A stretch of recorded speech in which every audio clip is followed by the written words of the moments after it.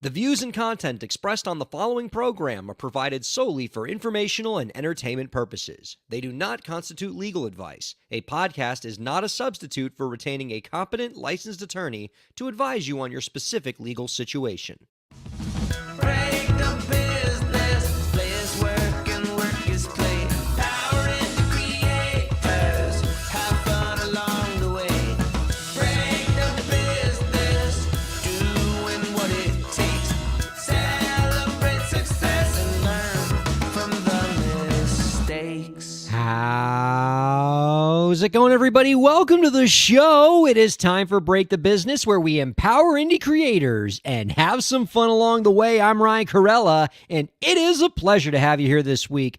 Viewers, listeners, sometimes on this program, we have those weeks where we struggle to find stories. The industry's moving a little slow.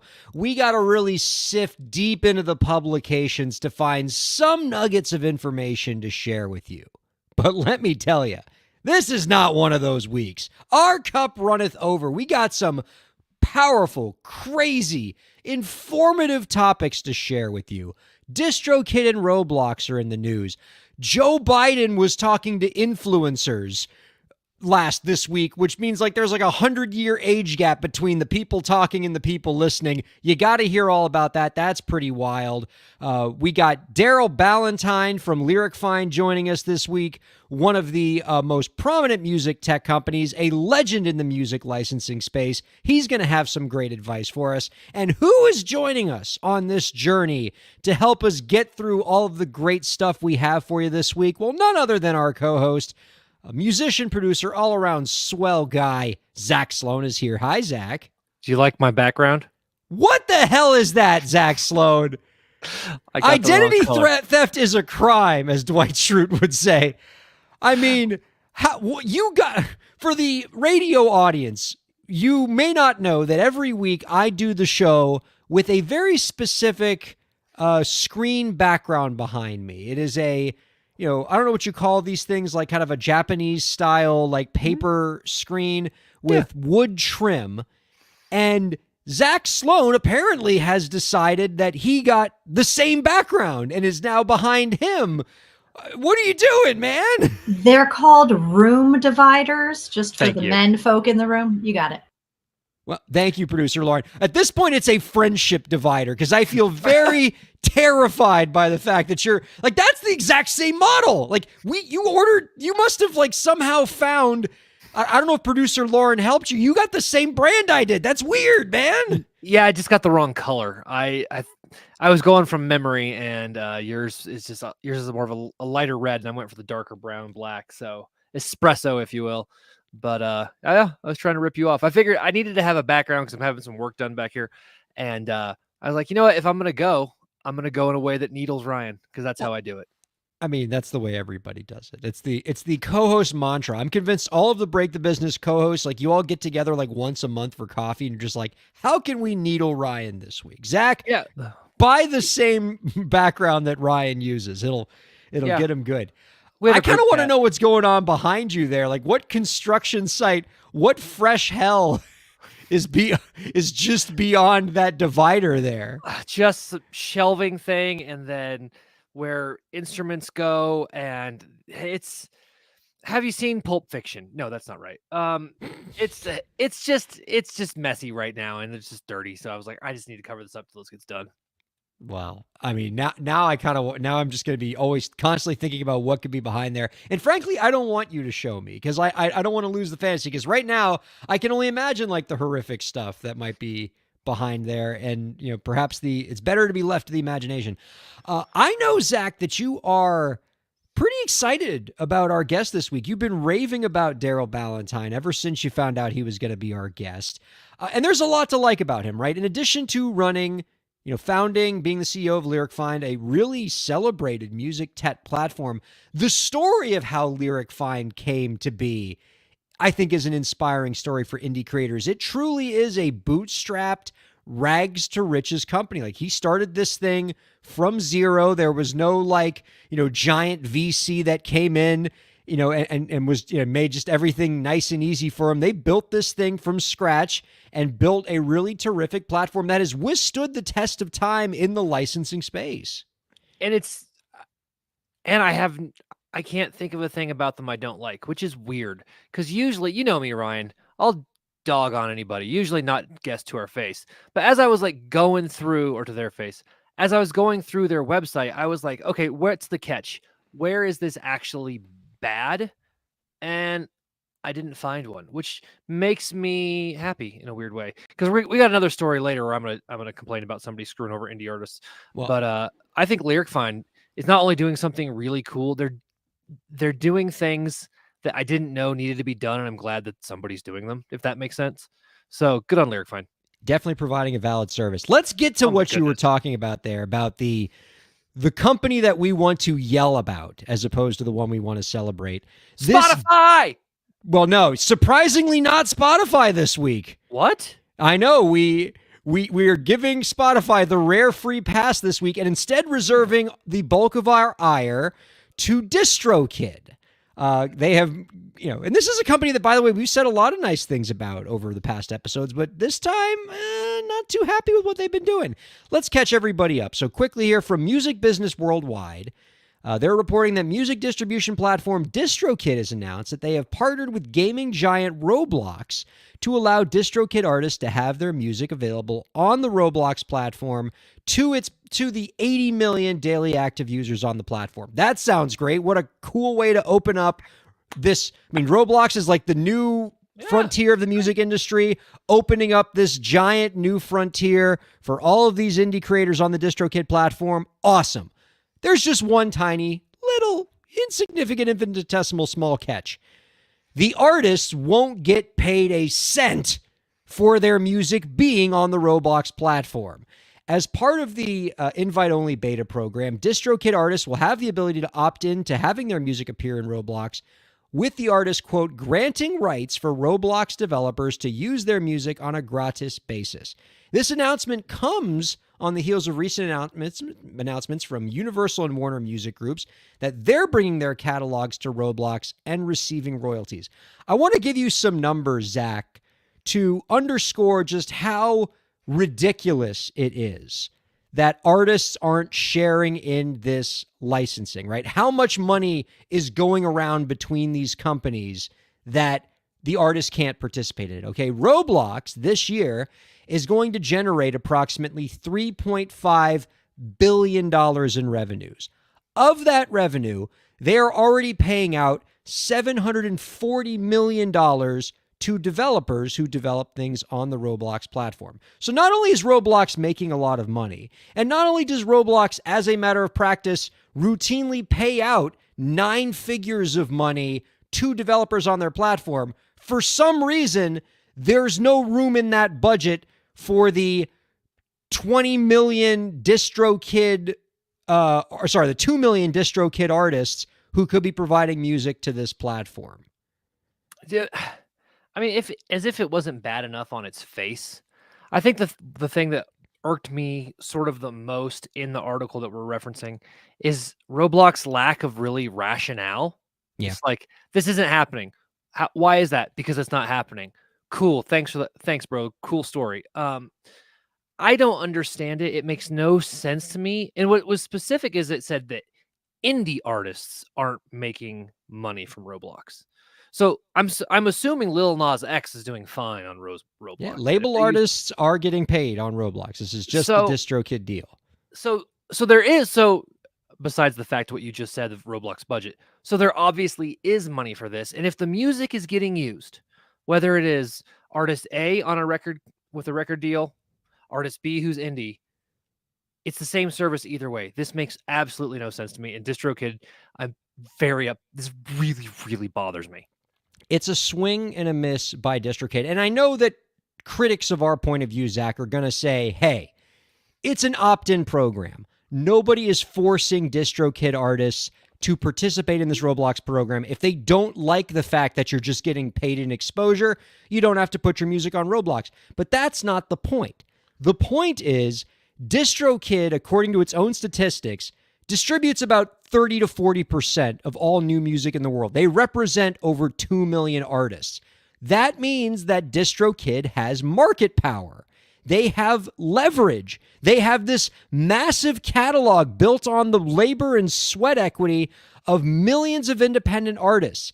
If DistroKid doesn't leverage that size and leverage that massive catalog to say to a Roblox, hey, if you want this massive catalog and these massive artists, you need to pay up, then what good is DistroKid for? Like, why isn't DistroKid taking advantage of the fact that they have strength in numbers, right? You have all these artists behind you. You have this massive catalog. Why can't you leverage that to try to get a deal from Roblox? That's what the major labels are doing. They're saying if you want our massive catalog as Warner or as Universal, you got to pay up. But DistroKid, that has an even bigger catalog than those labels do, isn't going to do the same thing. And the best deal that they could negotiate with Roblox, with their 2 million artists and their, controlling a quarter of the new music that's getting made, is we're going to get our artists paid in exposure.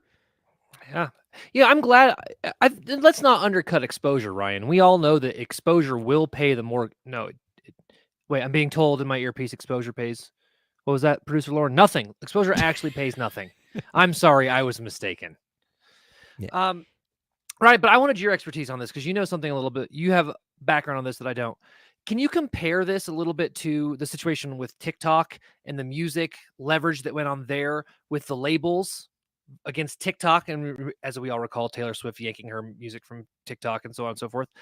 Is there a similarity here? Is there a difference? What are you noticing from this? Well, a couple of important distinctions can be made with the TikTok deal, right? Because for a long time, that was the complaint of the major labels with like Universal and Warner, is they were saying TikTok's not paying us our fair share.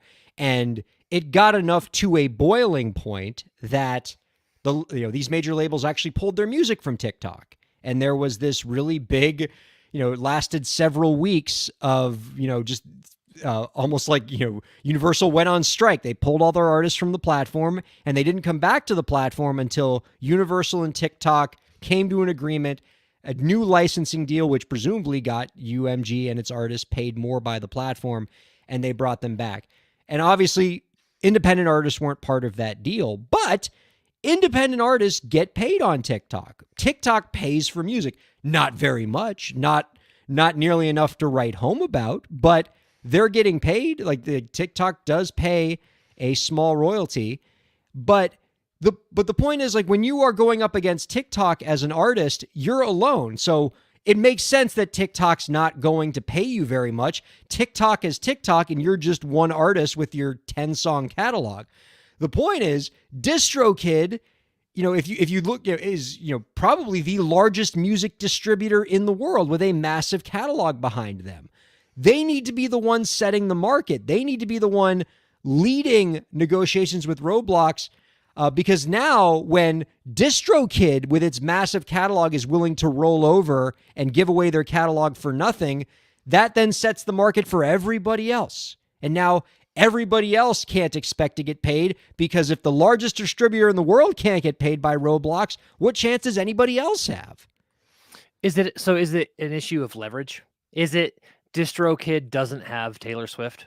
Is that the deal maybe? I'm speculating. Listeners, don't put me on Tick's Reddit space saying that this is fact. I'm just speculating. But is it a leverage issue, Ryan?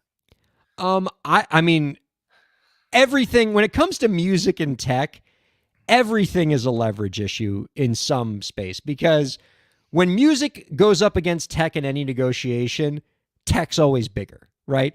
We think of the music industry as this like massive thing, but compared to any tech company, music's like 1,000 times bigger. I'm guessing that, maybe producer Lauren can look this up.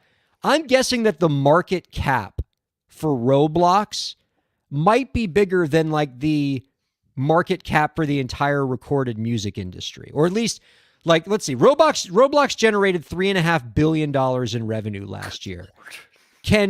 Producer Lauren, can we look up just how much money the entire recorded music industry generated in revenues last year? I bet it's comparable. So that gives you an idea of, whenever music industry or any music company goes up against a tech company, they're going to be the little fish and it's going to hurt their leverage. But I would hope that if anybody has a chance to actually get a good deal for artists, it's going to be the biggest distributor. They're pretty darn close. The recorded music industry. What is the total revenue for the recorded music industry? It says in 2023, the music industry generated about 28.6 billion in revenue. Okay, so it's pretty sizable. Yeah. But if you compare that And to say it other says tech platforms like it says Roblox cap net worth is worth 26.13. well, but now you're comparing market cap things. to Yeah. revenue. Yeah. But like I'm guessing, but right. So, but even that's still pretty crazy, right? That a single gaming tech platform Right. is, 3.5 billion, and the entire recorded music industry is like maybe 5 or 6 times bigger, right? And that's Roblox. That's not even like Amazon or Meta or Google, that I'm guessing all have larger mass revenues than the entire recorded music industry. But that's what they're up against, right? So like tech is always going to have more leverage. But if anybody's going to have a shot at getting, and I'm not saying that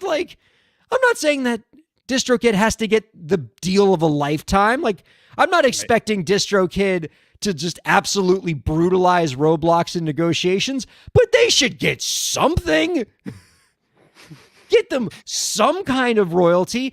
Have them treated the same way that all of the developers on Roblox are treated, right? The developers are contributing something to Roblox. They're getting paid. Musicians are contributing something to Roblox, and they should get paid. I agree. And also, we're talking about indie musicians, Ryan. I've played my fair of gigs for a case of beer and some peanuts. Give me something. Well, perhaps, Zach, the solution here is not going to happen in private negotiations. Something like this might require a public policy response. We need, perhaps it's an act of Congress, perhaps it's seeing the government take additional focus onto the issues that people in the creator economy face, which is why I was pretty pleased to find out that earlier this week, we are starting to see that the government is taking a greater focus on the needs of the creator economy. On August 14th, President Biden invited 100 digital content creators and industry professionals to the White House for its first ever Creator Economy Summit. During the event, White House officials met with creators. They met with about 100 influencers to hear their concerns about the most pressing issues in the industry, including AI, fair pay, data privacy, and mental health. And the summit culminated with an address from President Biden on the 14th, where he highlighted the powerful role that young influencers are playing in influencing the national discourse. Lauren, do you have the clip from President Biden's speech there? But I've been around a long time, and it's never been this bad before. I don't mean the press. I mean the way we treat each other in politics. And it's literally getting incredibly difficult to count the number of lies people hear. They don't know what to believe. They don't know what to count on. But you break through. You break through in ways that I think are going to change the entire dynamic of the way in which we communicate. And that's why I invited you to the White House, because I'm looking for a job. All right. Admittedly, that's a pretty good line. That's a pretty cool acknowledgement from, a very, let's say, diplomatically experienced politician who has been around long enough to remember that the media landscape used to just be the 3 major networks. It was, Walter Cronkite and Peter Jennings and Dan Rather, and that was the media. And now Joe Biden has correctly noted that the media today and the people that are most critical in getting the right message out there and actually reaching people directly, especially young people, are not the traditional media outlets. It's the influencers. It's the Gen Zers, Gen Alphas that are now the face of the creator economy, these online influencers that directly reach people, and how they are the most important figures in the national discourse. That's a pretty powerful acknowledgement from the leader of the free world. And, it's a really important message. And I really enjoyed that part of the speech. I would say, though, and I encourage people to listen to the whole speech because it was cool to actually hear a president talk about the creator economy, is I wish, if I were to lodge any criticism, it would be I wish that President Biden devoted a little bit more time in his speech to actual policy that could be used to better the lives of indie creators. You can't, on one hand, acknowledge the importance of indie creators and the importance of influencers and how they are critical to our democracy and our media landscape, and then not actually talk about any of the issues that are important for these people, whether it is making sure they get fair pay. What are you going to do about protecting their copyrights? Are you going to support the Protect Working Musicians Act, performance royalties on AM/FM radio? Are we going to use antitrust law to bust up monopolies in tech and concert ticket that are hurting independent creators? Are we going to have legislation that maybe requires platforms like Roblox to pay royalties when musicians' music is used on those platforms? Talk about those issues. Don't just talk about how important creators are and then not actually come with solutions for how you're going to make their lives better. I concur with all of that. I think one thing that blew me away is the reference to over 50 million people working as content creators. That number was so much larger than I had anticipated.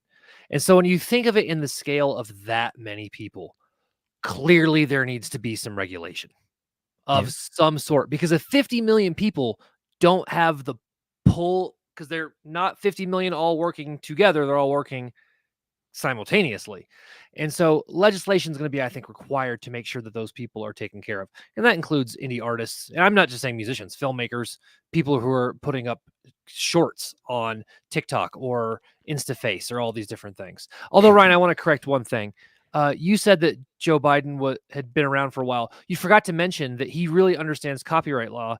He was there when it was written. So I think that we need to really underscore that too.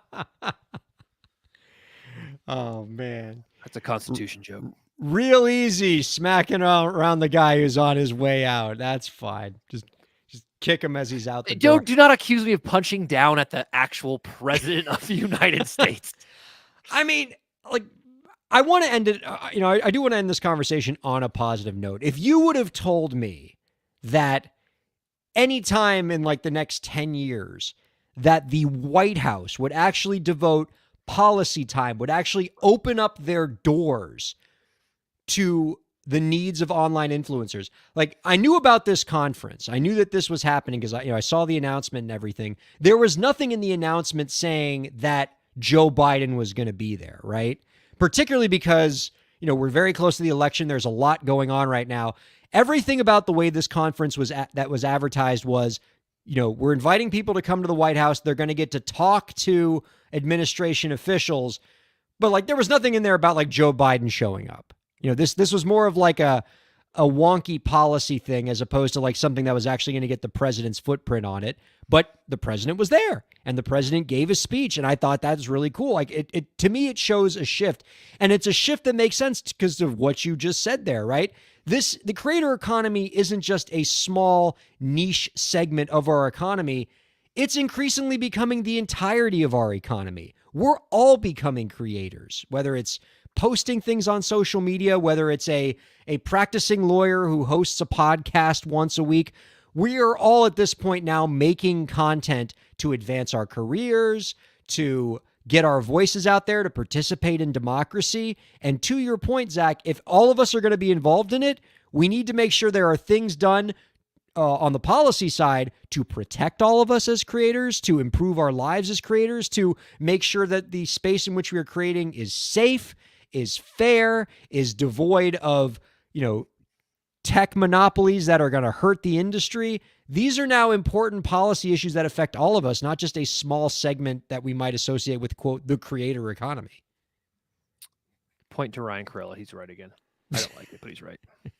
Oh, wait, you agreed with me. That means I'm right. Nice. Yeah, no, this was me saying that you were right this time, Zach. Oh, okay. Thank goodness. I'm just so used to just being wrong, Ryan. Before we close this segment, I do want to call upon your wisdom one more time here. I saw a really interesting post on the musicians subreddit of Reddit recently, And this is something that admittedly I don't know the answer to. I lack the life experience and professional experience to weigh in on this, but boy, does this seem like something you'd be able to knock out of the park. The question from Reddit under the musician subreddit is, and the headline is, advice for dead crowds. Now, I imagine you probably know a thing or two about playing in front of dead crowds that aren't responding well. That's mean. That's not true. You're great. I played a but- funeral once. By Oh, accident. God. So, literally a dead crowd. The advice. It's Okay, terrible. so the headline is advice for dead crowd, and here's the question, Zach, and love to get your thoughts on this. Hey, all, I'm a singer-songwriter who plays acoustic gigs in my local area, mostly bars, restaurants, breweries, and private parties. While some gigs have great crowds that sing and dance along, other times the crowd can be completely dead/uninvolved. I'll, of course, play through regardless, but I feed off the crowd's energy and it sucks playing to a quiet room. Any advice for powering through and making the most of those gigs? What do you do when you have a dead crowd, Zach Sloan? So I think there's a few things you can do. First, if it's the worst crowd possible, remember, it sounds like this cat's getting paid, right? It sounds like they're actually being booked and they're getting paid. Remember that even if it's the worst crowd possible, you are getting paid, and playing guitar, you would play guitar in your basement for free, right? So the fact that you're getting paid should give you somewhat of a oomph to get through the gig. Next, I think one thing to really help me get through gigs like that is I would challenge myself. I have a room full of people and nobody cares. I'm going to make one person care, right? If you can make one person care, that's a victory. And usually if you can find a way to make one person care, they will bring somebody else on. And it's that second person who then can turn the whole room around. Once you get that second person joining and be like, oh, this cat's great, then oftentimes you'll see sort of the dominoes start to fall. So instead of focusing on the room, focus on one person at a time. That's been my trick. And I will say it works sometimes. There are some crowds that are just not there to see you, and that's okay too, right? In that case, do your best you can, because you also never know what quiet person sitting in the back who really loves your stuff. And that's a really important insight. How do you so to your point about like if the crowd's not responding, focus your attention on one person, try to get the one convert. How do you do that? Like, what's your strategy to like find your one person and start playing to that one person to kind of turn their frown upside down? Oh, okay, let's start talking demo. What is your demographic? Right? I knew my demographic as a solo artist. When I'm in Dear Marcia playing with my band, I know our demo. And so I start looking for that person. And if you're like me and a nerd, you've named your demo's avatar. And so you're like, I'm looking for a Sally, or I'm looking for this type of person. Once you identify that, start looking at them, see what they're paying attention to. It sounds like this individual plays some covers, probably some original music too, I would guess. Throw out a few different covers, scattershot some covers to see which ones they respond to. One, they respond to that. Like in Dear Marcia, if we play a violent femme song and somebody responds, we know instantly in our own catalog what songs go along with that. And so we can start dovetailing our material in with that.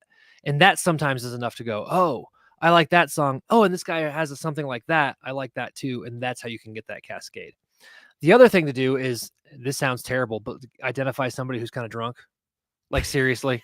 Like, those people are oftentimes ready to party, and just like it's a fine line. And this fine line, because you don't want to get them overly involved because they can ruin your show too.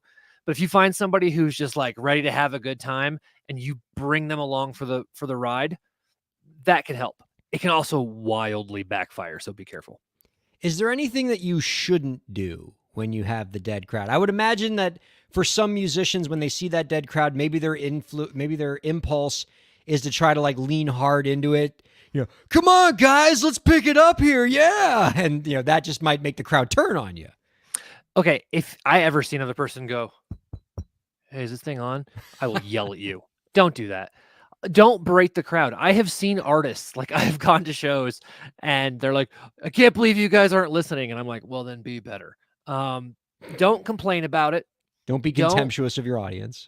Do not listen. I know it's rich coming from me, but don't insult people you actually like. Right.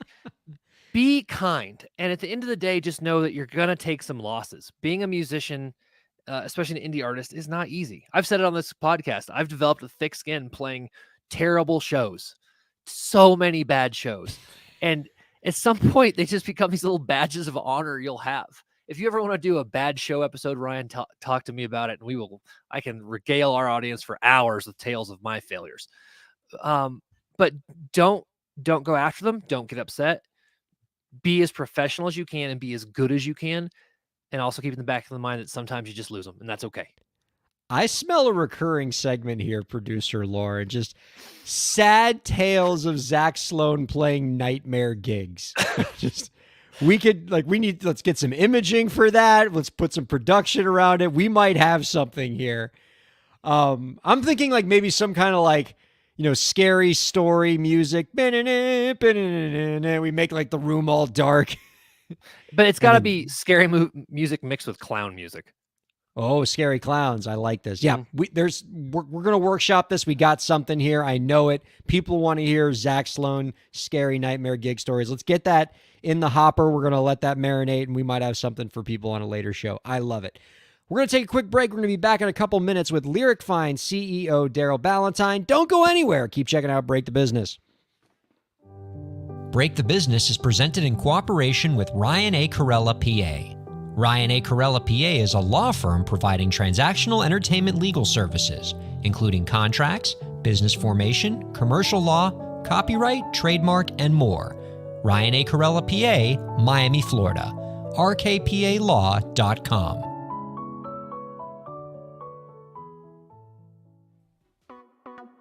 Streaming services for Break the Business provided by LEK Entertainment. LEK Entertainment is a full-service entertainment company offering everything from consultations to full-scale events and productions, including audio and video productions, voiceovers, staged theatrical productions, script and music development, and streaming services. For more information, visit lekentertainment.com. LEK Entertainment wants to help you bring your story to life.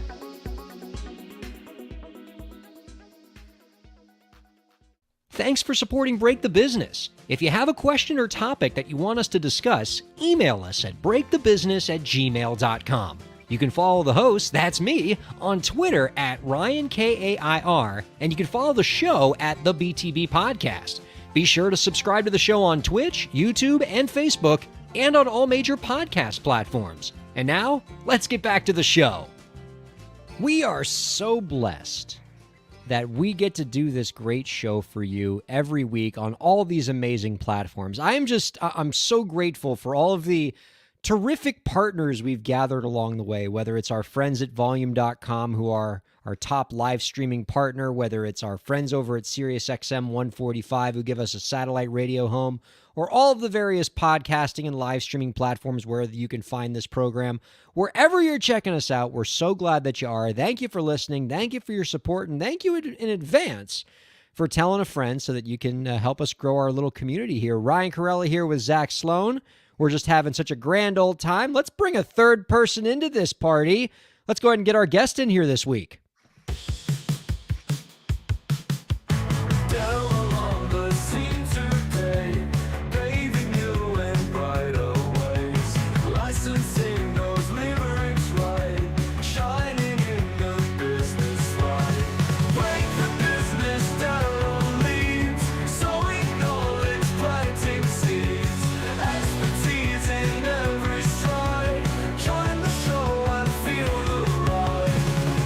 Our guest this week is the co-founder and CEO of lyrics and data licensing platform Lyric Fine. Lyric Fine is celebrating its 20th anniversary, having began as one of the early pioneers in the field of online lyric licensing. You can find out more about our guest's work by visiting lyricfine.com. We are happy to welcome Daryl Ballantyne on to Break the Business. Hi, Daryl. Hello, and thank you for that intro music. That was pretty great. I have discovered about myself, Daryl, that I really love new wave music. It's kind of hit me later in life that there's just like, hey, I'm like, I discovered it slowly. I'm just like, oh my God, I really like The Cure. Oh my God, I like the Smiths. I like this kind of music where it's like, really poppy, fun synthesizers with just like the mopiest sounding lead singer you've ever heard in your life. And then it all came together for me when I heard the Daryl Ballantyne song. I was like, oh my God, this freaking slaps. And, a worthy intro song for a worthy guest. We're so thrilled to have you with us, Daryl. We got so much stuff to talk to you about. But first, I want to kind of welcome you through the lens of your own nationality. You are Canadian, and I wanted to show you one of my favorite pictures that I've ever taken as a Canadian. I visited Toronto a few years back, and here is a picture that I took standing in the observation deck of the CN Tower, going straight down into, what's it called? The Rogers Center, the baseball arena where the Blue Jays play. We still call it Sky Dome. The Sky Dome, fair enough. It's too corporate. Yeah. Yeah. But that was during an actual game that was on while we were in the CN Tower. And so that's going straight down into the stadium there. I was like, that's really cool. I've kept that picture for a long time, and figured you might like it that looks amazing. And we do have Lyric Fine season tickets that are in that picture. I could see the seats that we share amongst the staff. So that's one of the things that we do a lot of, and most of the people on the team enjoy, and we get a lot of people introduced to baseball by sending them out to a game, and they're right behind home plate in the upper level. But it's a great picture. That's pretty cool. I do believe that when I posted this picture on Facebook back in the day, it did come with some lame caption by me where I was like, "Never get your tickets from a scalper. These seats suck." So, I mean, but sounds like, I mean, let me know. Next time I'm in Toronto, I would love to catch a Blue Jays game with you, Daryl. Yeah. I feel like we'd have a grand old time. What's that? Hopefully they'll be good by then. Well, look, I'm a Marlins fan, so you're not going to get any sympathy from me. Yeah. Rockies fan, sorry. We're all in the same boat this year. Could be worse. All right, new topic for the podcast: terrible baseball teams, disappointments on the diamond. I love it. We would definitely need more than one interview to cover that rich topic. But I'd love to talk to you, find a little bit more about Lyric Find. It's a company that Zach and I have admired from afar. It's always been around in the industry. It's always served a really important function in the licensing of lyrics. It's celebrating its 20th anniversary, which is very, very cool. Congratulations. But 20 years ago, it started as a pretty humble operation. You weren't one of these companies that got a ton of VC funding in the beginning. You bootstrapped this thing. You started this company with your friends, I believe, in your college dorm, and your original seed capital came from your mom. Can you take us back to those early days of how this company got bootstrapped? Yeah. So it started originally 24 years ago.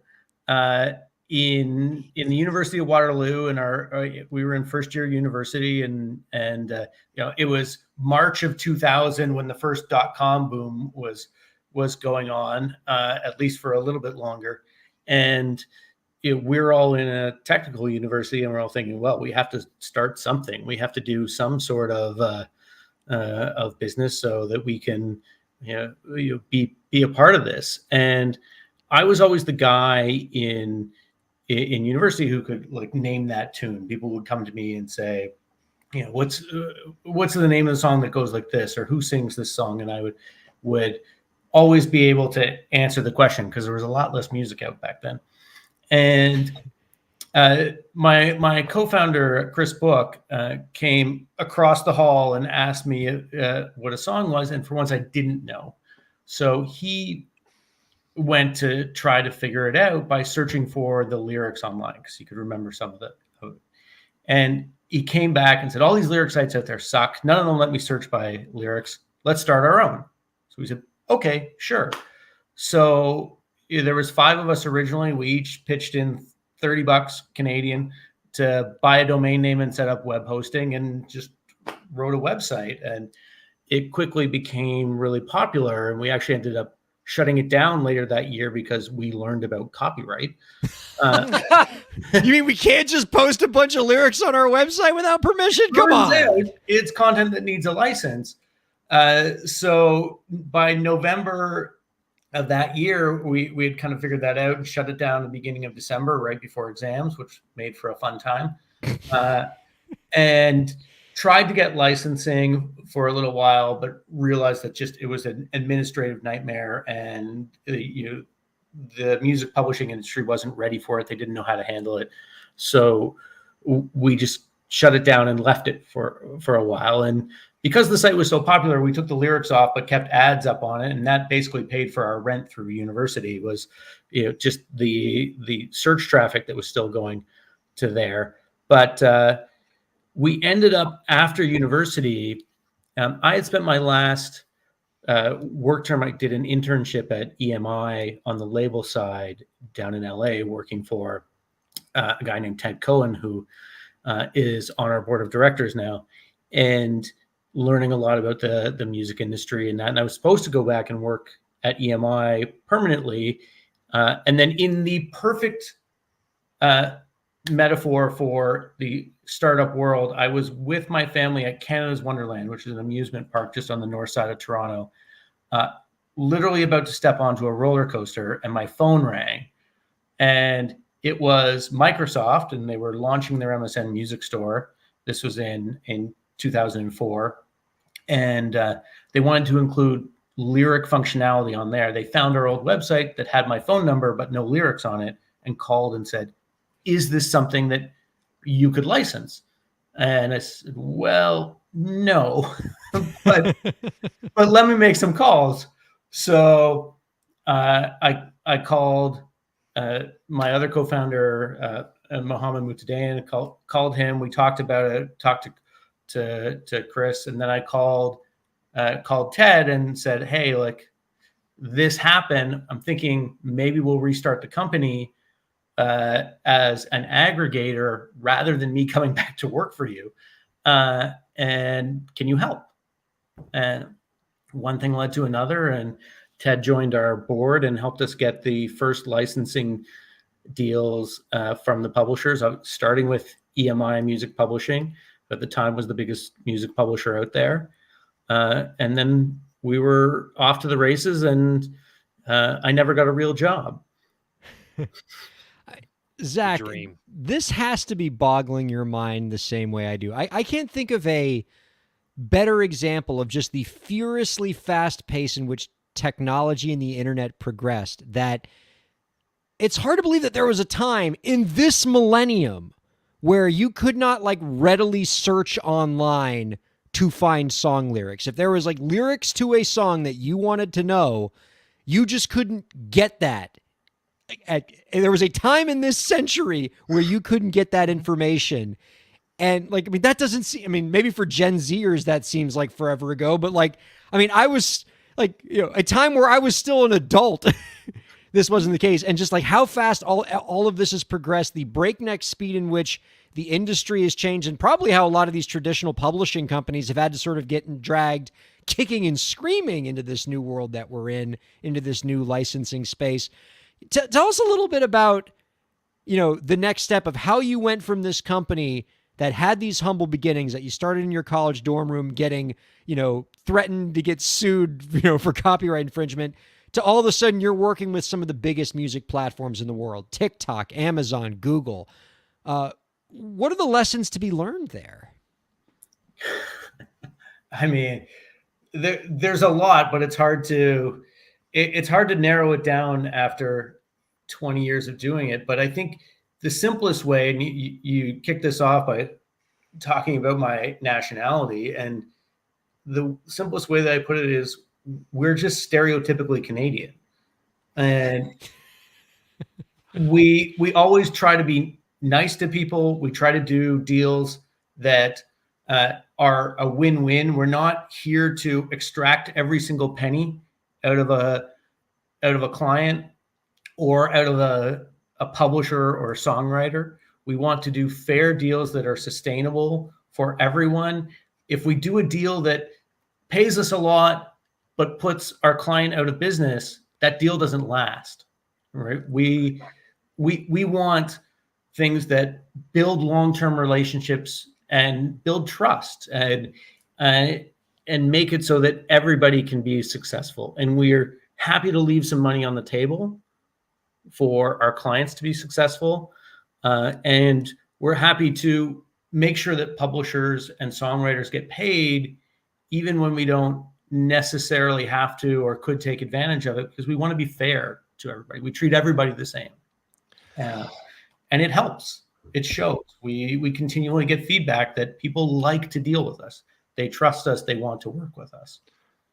Now, in my research on you, or on Lyric Find, not you specifically, that would be weird, but on Lyric Find and what you do as a business, am I correct in that you have 10,000 or more relationships, like music publisher relationships? Does that sound about right? I think it's somewhere between 30 and 50,000. Good Depending on how you Lord. measure it. Okay, that makes this question even weird, or like more mind-boggling for me. So, like, what are the biggest challenges in dealing with, like, encountering, interacting, securing licenses, and with all of these other entities? What are the challenges that you deal with, and how do you overcome those? So a lot of it is having good partners to help us. So we have a great partnership with HFA and CSAC to help us aggregate all of their member publishers. And we work with societies around the world to help us aggregate their member publishers. So when I say it's somewhere between 30 and 50,000, the reason is I don't know the exact number because I'm not sure how many publishers are participating in some of those aggregation deals. And that, so it makes the management process a lot easier, and it makes the payment process a lot easier, because then we can send one check to an aggregator that's already paying those publishers. So even if somebody is only making 2 cents from us, they get that 2 cents because it just gets added on to their other royalty streams. Whereas if we were trying to pay everybody directly, we'd be hanging on to the money until it hit a threshold where it made sense to actually send a payment. So, we push a lot of people to go through those aggregation partners so that there is no payment threshold and they get paid right away. But it also makes our life a lot easier because we can centralize those relationships. Okay, now I've asked you a music business question, and I feel dirty, and I'm sorry. But I do owe, I'm a huge Butch Walker fan, and the reason I discovered Butch Walker is I got a blank CD, and I didn't know who it was, and I just was looking up lyrics furiously on the internet trying to find them, and that's how I became a lifelong fan. So, what you guys do is actually, really near and dear to me. But you've been dealing with lyrics for since 2000, you said? And you've known these lyrics, you personally as a fan of music, obviously, for your entire life. What trends have you seen in the industry? What trends do you think are coming? And what is the future of lyrics in the music industry? That's a weird question, I know. Do you want the musical answer, or do you want the business answer of where is the business side of it going? Oh, that's it's called Break the Business, so I feel like we got to go with business side. All right, good, because I have no musical talent whatsoever, so my answer otherwise would have sucked. I think It's never stopped me from opining on music, by the way. We've seen a huge evolution over the last 20 years. Obviously, when we started in this, the only place to get lyrics were on lyric websites, right? You go somewhere like lyrics.com and they had the lyrics there, and that was it. But as the business became legitimized and there became sources like us that could aggregate that content and those licenses and make it available for more established businesses, then increasingly lyrics became available at the point of music consumption. So whether that's in streaming services, in music discovery services, or anything like that, video games even. So that trend is obviously going to continue, but that experience needs to evolve.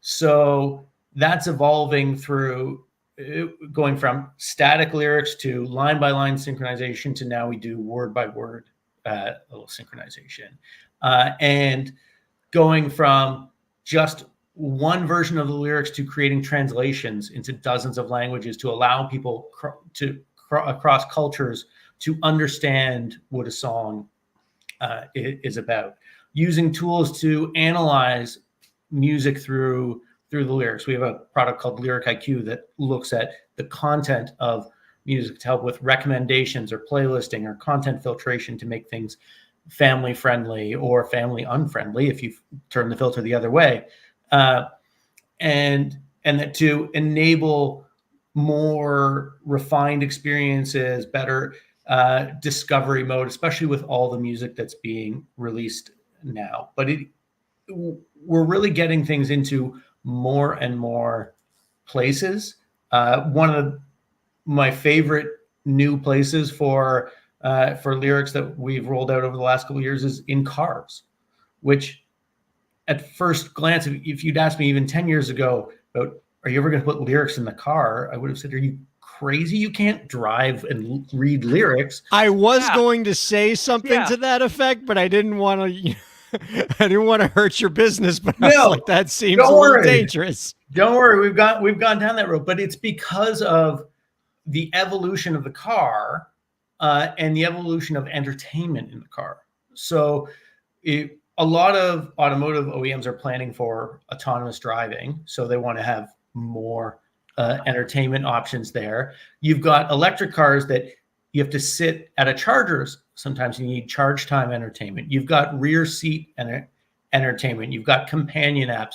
You've got the entertainment package in a car that's designed for when you're going to take your kid to swimming lessons. And that swimming lesson is 45 minutes long and it's 15 minutes away from your house. You're not going home and coming back. You're sitting in the parking lot playing on your phone or playing in your car while you're waiting for it to end.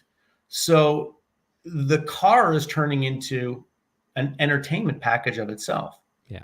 So we now have lyrics in Audi, in Nissan, in Infiniti, in Mercedes, all these other OEMs that are launching over the next few years. That is an area that I never would have expected.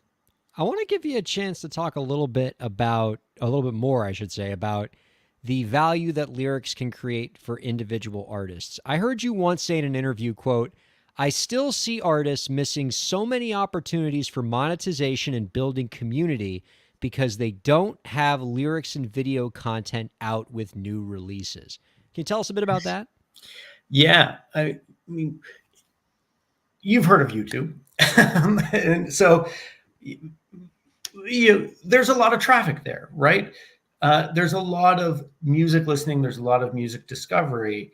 And in order to put a song up on YouTube as an official version, you have to have a video that goes along with it, obviously. And if you don't have a video that goes up with it, a fan is going to create one and put it up.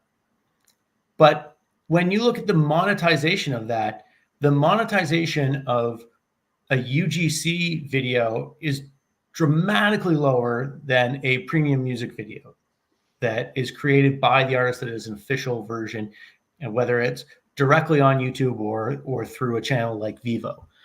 And so many artists don't put videos up for all of their releases, and therefore they miss out on just the discoverability if there isn't a video up there at all, but they miss out on the monetization of that video if it's replaced by a UGC version. So we have lots of tools to automatically create lyric videos to be able to make a premium music video that you can put up right when the album is released, so that way you're capturing that traffic, and you're capturing the traffic, you're capturing the addition into playlists. You want your version added into people's playlists, not a UGC version.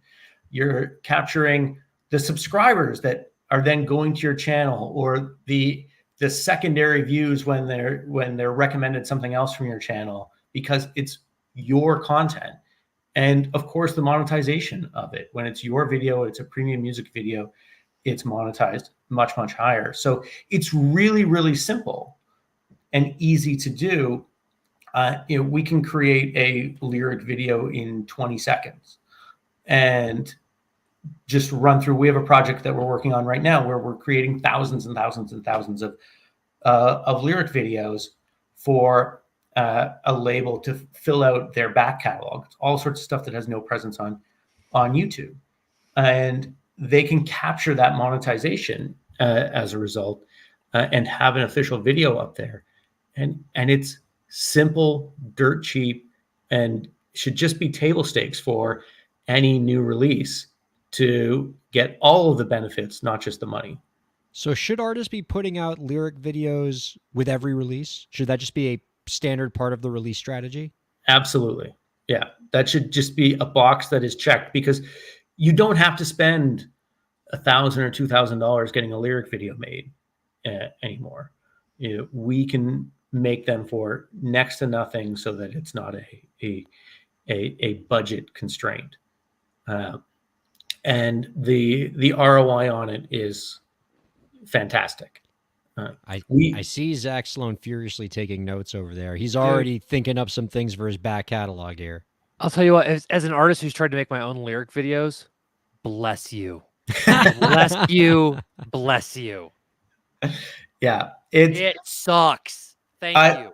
I've heard that time and time again, that from independent artists especially, that they're trying to do it themselves because they don't want to go and hire somebody, which makes sense. But then it ends up taking them. A friend of mine who's an indie artist said he made his own, and the first one took him 14 hours to do, but by the time he finished his album, he had it down to 6 hours per video. Oh my God.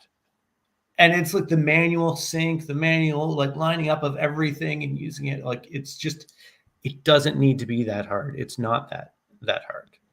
Yeah, it's low hanging fruit, right? It's a great way to get engagement.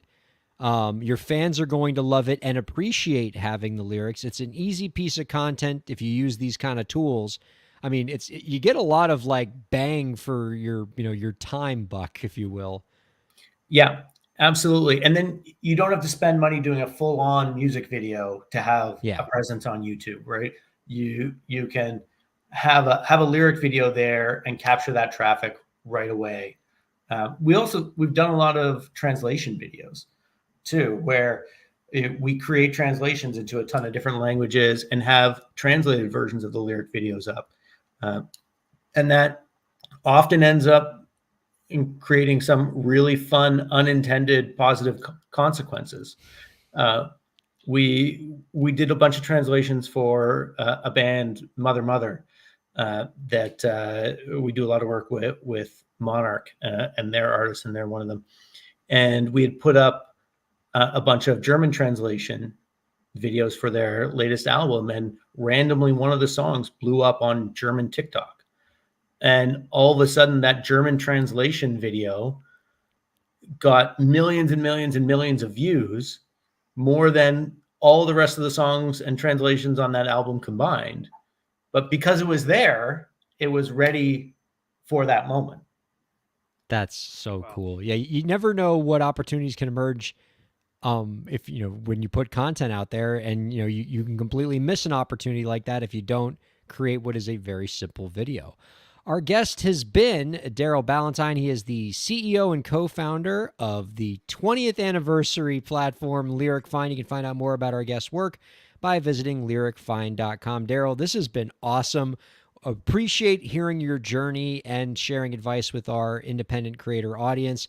Before we let you go, we got one last question. Do you have any last tips for the indie creators out there to help them move their careers forward? I think as an indie creator, you have to, as much as possible, be everywhere.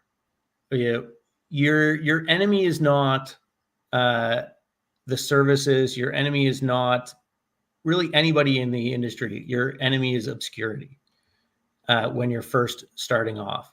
And it's a privilege to get to the point where you're worried about maximizing your revenue. I think with 100 million songs being released a year at this point, the step one is being heard and being discovered. So you go everywhere, take every opportunity, make sure your music is everywhere for discovery until you hit the point where you have a level of popularity where you start to think about the financial side of it. And I know that kind of goes against your DistroKid conversation at the beginning, but I do think that there's a subset of artists that are on there that's a good opportunity for, and there's a subset that isn't a good opportunity. If I'm putting music out myself for the first time, that's a good opportunity. If I've got a real following, it might not be. But if you want to do everything and be everything everywhere all at once, as much as possible at the beginning, and take advantage of the tools that are out there to help you to do that. Take advantage of the people that are out there that will help you to do that, and keep making great music. And by the way, it should be noted that DistroKid opportunity is basically only available to artists who are kind of just getting started, because artists who are affiliated with a PRO like ASCAP, BMI, or CSAC are not eligible for the Roblox program, because Roblox doesn't even want to pay performance royalties for this stuff. So, right, this is only for like really, really early indie creators who don't even have like a PRO for their publishing. So it's pretty wild. Daryl, this has been a really awesome conversation. We really appreciate hearing about your journey and just sharing your insights with us. Don't be a stranger, sir. We'd love to have you on again real soon. Well, thank you for having me. It's been a great time, and come up to Toronto and we'll catch a game. Oh, don't threaten me with a good time. Toronto in the summer sounds wonderful, particularly with how damn hot it is here in South Florida. Our thanks to Daryl Ballantyne, to Zach Sloan, producer Lauren, and thanks to all of you viewers and listeners for checking out Break the Business. We'll see you next week. Break